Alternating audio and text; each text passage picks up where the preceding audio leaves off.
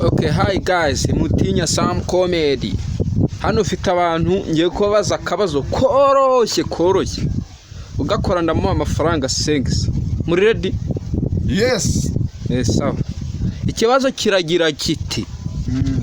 Indege yafashe urugendo ijya mu gihugu cya Nairobi ituruka Kigali. Yaturutse Kanombe ijya Nairobi.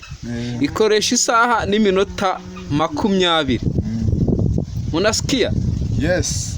Mukuvayo ikoresha iminota 80. Byatewe n'iki? Byatewe n'ikirere urumva.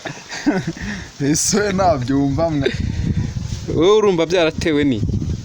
N'ukuntu yagiye.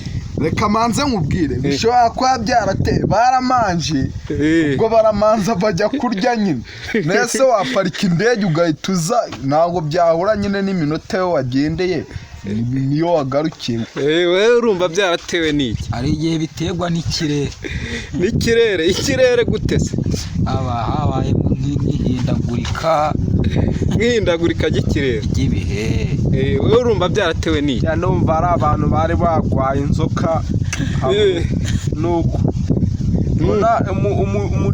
umuntu utwara indege yari yagwaye inzoka. Nta wundi wagira agatekerezo karushaho. Wawungutsa kandi kubumenye wasanga buri indege umupilote yari yagiye abaturage bagapfa kwitwarira indege uko bakakubera ataranayiza akagenda atwara gahoro bigatwara iyo minota yose. Ndumva ari cyo we nta kandi wungutsa yewe kako nungutse umupilote aragiye nko kunya.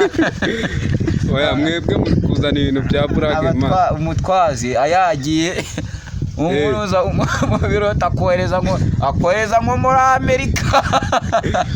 Sa ikibazo rero ndagira ngo mbabwire guys, ikibazo cyabazaga kiti indege yaturutse Kigali ijya Nairobi ikoresha isaha n'iminota 20, mu kuva ikoresha iminota 80.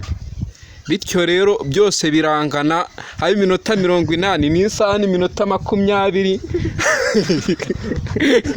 Habiza n'iminota 20 byose ni kimwe, yakoresheje igihe kimwe. Kanda subscribe.